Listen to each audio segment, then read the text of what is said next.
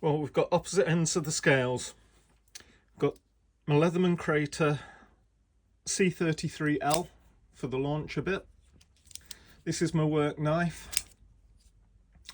As you can see, it's well worn.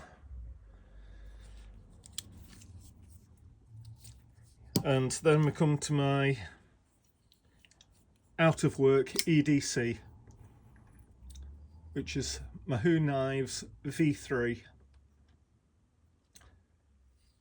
which is a great little knife and full UK legal carry,